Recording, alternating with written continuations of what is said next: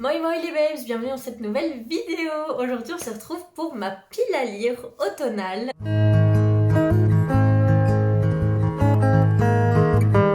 Je suis déjà essoufflée, c'est parce que je m'énerve dès le début de la vidéo.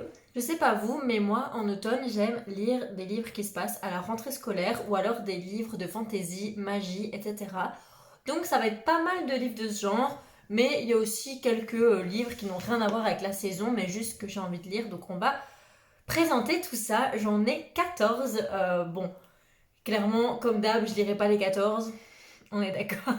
Je sais jamais tenir une palle, mais je vais essayer d'en tout cas lire certains de cette pile à lire. Ça, j'y arrive, y a pas de souci.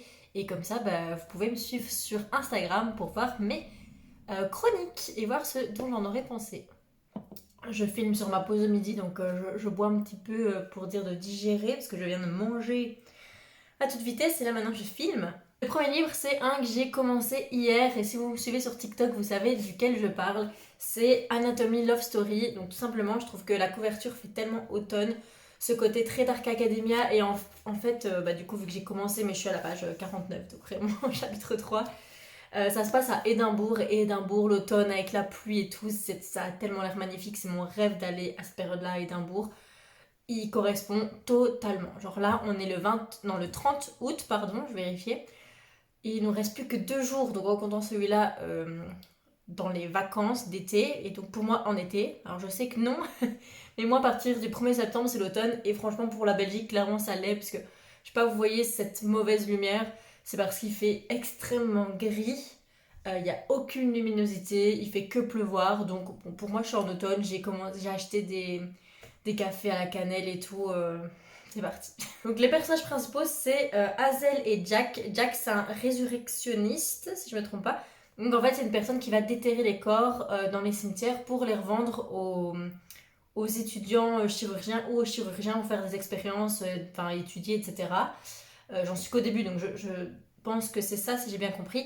Et Hazel, c'est une jeune fille, pardon, qui aimerait devenir chirurgienne. Elle est passionnée d'anatomie, et donc elle fait des petites expériences genre sur des grenouilles mortes. Désolée, c'est que je vois qu'il y a... C'est trop bizarre, on dirait que quelqu'un a gratté mon papier peint. Et c'est impossible, c'est en hauteur. Mais le mur est défoncé, donc à la vie c'est juste le mur derrière qui transperce mon papier. Bref. Et donc Hazel, elle fait des expériences sur genre des animaux qu'elle trouve morts et tout dans la nature, et je pense que ils vont être amenés à se rencontrer, parce que je crois qu'Hazel va avoir besoin des services de Jack pour s'entraîner, et je sais pas, je pense, vu que c'est Love Story quand même, je pense qu'il va y avoir une histoire d'amour entre les deux, j'imagine.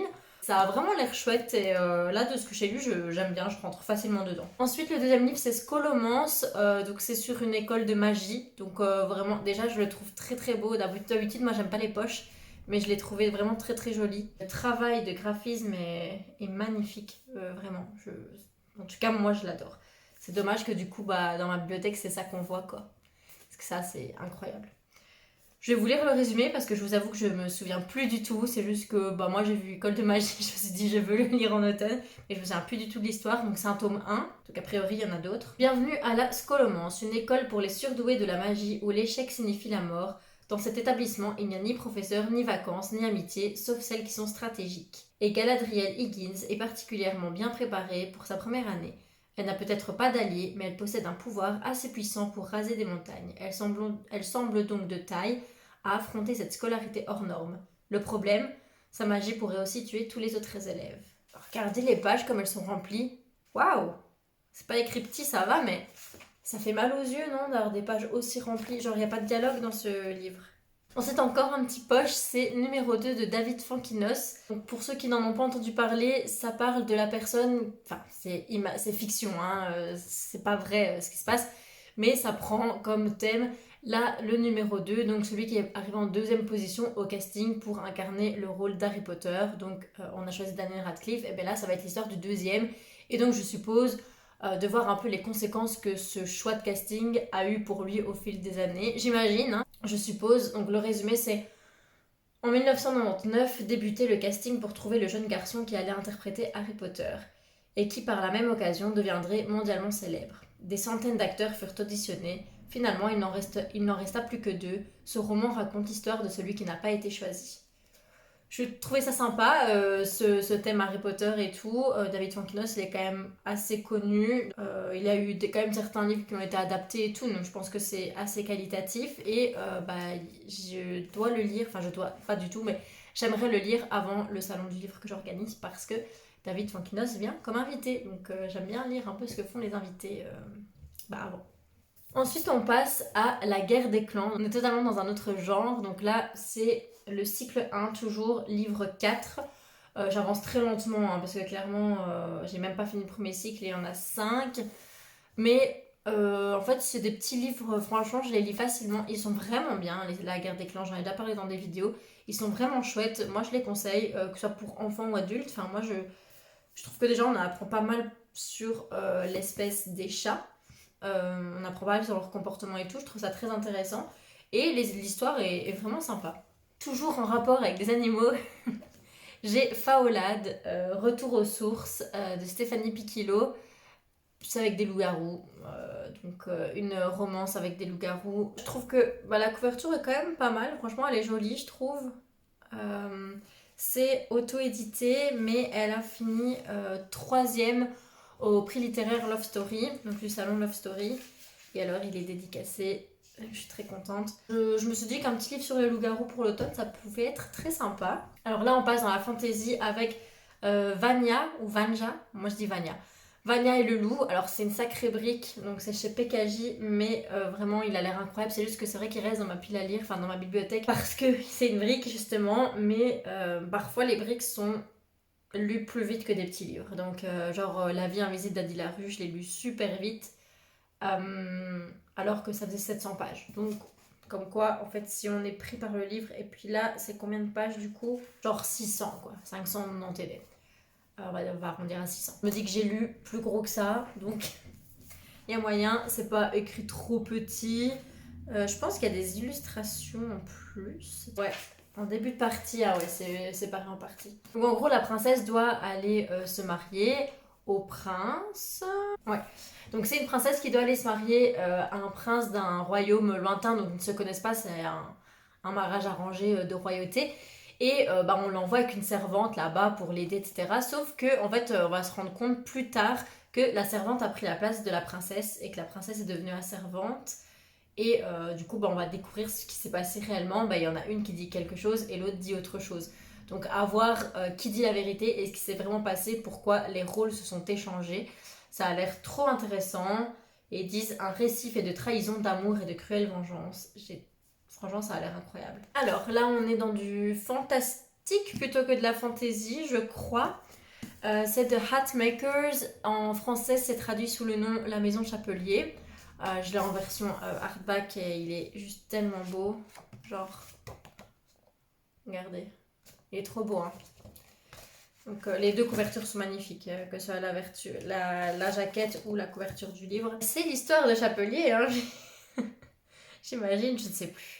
Ça fait longtemps que je l'ai aussi dans la pile à lire, je crois que ça fait genre 2 ans, et du coup je ne sais plus. Créer des chapeaux magiques où ils ont de la magie grâce au chapeau. Je sais pas. Franchement, j'ai vu qu'il y avait des illustrations. Nice, sympa. Franchement, j'en ai entendu que du bien. Les gens aiment vraiment bien en général. Et pareil, c'est de la magie, donc pour l'automne, ça me semble parfait. Il est vraiment, vraiment beau. Ensuite, on passe dans une romance, donc on change encore de genre. Et c'est Radio Heart Bulldogs University par Noémie HR. C'est de l'auto-édition aussi, ça se passe à l'université de Yale. C'est une romance entre Hailey qui est en fait la voix de la radio du campus, mais donc personne ne sait qui c'est, et Adam qui est quarterback des Bulldogs, donc l'équipe universitaire de football américain. Je pense qu'à la base ils se détestent. Hailey déteste les footeux et surtout cet Adam qui l'a fait tourner en bourrique, mais comme le dit si bien le proverbe, l'amour commence toujours par une dispute. Vous connaissez pas ce proverbe, écoutez. Je pense que ça va se lire facilement quand je vois un peu. C'est écrit grand, pas mal de dialogues. C'est au double point de vue, donc ça j'aime bien. J'aime bien quand on a les deux points de vue. Écoutez, voilà, moi j'adore les romances sur campus. Je suis pas très fan des romances en général, mais les romances sur campus, c'est quelque chose que j'adore. Et en général, j'ai vraiment des bonnes chroniques à propos de romances on campus. Et je le trouvais sympa, ce truc. Ça faisait Yale, ça fait penser à Rory Gilmore, Gilmore Girl, c'est l'automne. Donc voilà. Ensuite, encore une romance, et c'est Call It What You Want de Alyssa De Rogatis. Alors, il n'est pas traduit en français, c'est un auto-édité anglais, enfin américain. Je le trouvais tellement beau que, en fait, j'ai vu un TikTok de l'autrice et je me suis dit, il faut que je l'achète parce que il est rose, très joli. Le titre du livre, c'est le titre d'une de mes chansons préférées de Taylor Swift. Et c'est une romance situationship. Donc on n'a pas de mot en français pour traduire situationship, mais en gros, c'est quand vous n'êtes pas en couple avec une personne, mais que c'est tout comme quoi, que vous vous aimez, que vous faites des trucs de couple et tout, mais il n'y a pas de mot dessus parce que l'un ou les deux ne sont pas prêts. Et en fait, c'est un peu ça que j'écris aussi. Et donc, je me suis dit, c'est énorme parce que déjà, je le trouve très beau, j'adore le titre. Et en plus, l'histoire, mais la même thématique que je suis en train d'écrire. Donc, je me suis dit que ça pouvait m'inspirer aussi. Parce qu'il faut que j'ai un peu de romance aussi quand j'écris. Enfin, moi, j'ai besoin de me dire, ah oui, ça j'aime bien, ça j'aime pas. Et ça m'aide à écrire. Et donc, je me suis dit que ce serait parfait comme livre. Donc, j'aimerais bien le lire cette saison. On passe un registre totalement différent, encore une fois. Et maintenant, on est sur Tant que le café est encore chaud. La couverture fait très automne, je trouve, dans ces tons-là. L'histoire, ça se passe dans un café à Tokyo où en fait, il y a un pouvoir dans ce café. Enfin, tu vis une expérience particulière, c'est que quand tu bois un café, enfin, quand tu commandes un café, en fait, tu peux revenir dans le passé pour voir une histoire, un souvenir de quelqu'un, et tu peux juste pas, enfin, tu peux rien faire pour changer le futur par contre, mais juste tu vis un souvenir ou un événement important passé. Et je crois qu'on va suivre quatre femmes qui vont expérimenter cette chose. Et donc en fait, une fois que le café refroidit, tu reviens au présent. Donc, ça a l'air un peu spécial. Mais je sais pas, il me tentait déjà avant quand il n'était pas encore traduit. Et donc là, maintenant qu'il est traduit, j'ai envie de le lire. Ça fait presque un an que je l'ai dans ma pile à lire parce que je l'avais eu pour un Noël. Alors, on passe à Pax, le deuxième tome, Le chemin du retour. J'avais adoré le premier tome, j'avais même pleuré. Enfin, c'était vraiment bien. Vraiment, c'était un super livre, Pax. Et du coup, franchement, si ça, c'est pas un livre qu'on lit en automne, on le lit quand en fait? Désolée, il est parfait. Et il est si beau. Si beau. Je sais pas qui illustre. Illustré par John Clason. Il faudrait que je regarde d'autres choses que John Clason fait parce que c'est tellement beau. J'adore. Ça, c'est faux crayon au pastel gras, genre. C'est magnifique. Bref, le premier tome, c'était un petit garçon et son renard de compagnie Pax qui était envoyé en fait chez son grand-père parce que son père devait partir à la guerre. Et il se fait que, en fait, sur le chemin pour aller, ils abandonnent Pax, le renard, parce que soi-disant le grand-père ne supportera pas le renard. Et donc le petit garçon, il est au bout de sa vie parce que Pax, c'est son ami, quoi, c'est son animal, c'est son ami. Et donc il part à la recherche de Pax. Et voilà, là c'est le tome 2, c'est la suite. Rien que d'en parler, j'ai envie de pleurer. C'était trop émouvant. Moi et les animaux, c'est quelque chose. Hein. Alors, on passe à My Absolute Darling de Gabriel Talent chez Goldmeister. Il paraît que c'est dur, que ça aborde des sujets un peu compliqués, il y a des trigger warnings et tout, mais j'avoue que je les ai pas lus parce que, bon, en général, moi j'ai pas de trigger qui m'empêche de lire. Parfois j'ai du mal, mais ça ne m'empêche pas de passer une bonne lecture. Je préfère me laisser à la surprise.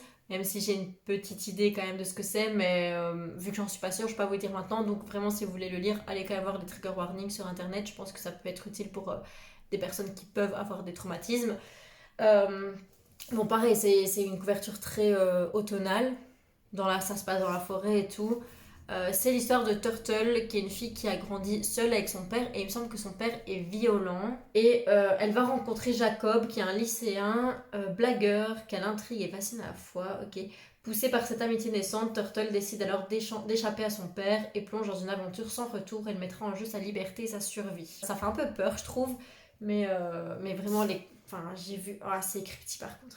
mais j'ai vu des super bons avis dessus, il est sorti il y a quand même un moment. On passe aux deux derniers. L'avant-dernier, c'est Nos plus belles années de Clara Hero.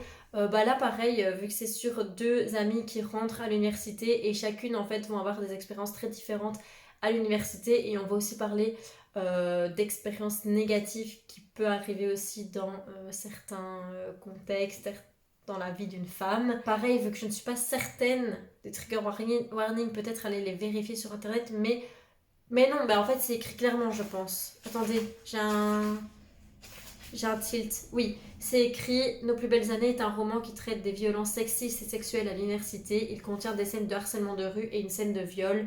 Le contenu de cet ouvrage peut donc être difficile à lire. Et à la fin, vous trouverez à la fin de ces pages une liste de ressources et de contacts à laquelle vous référer en cas de besoin.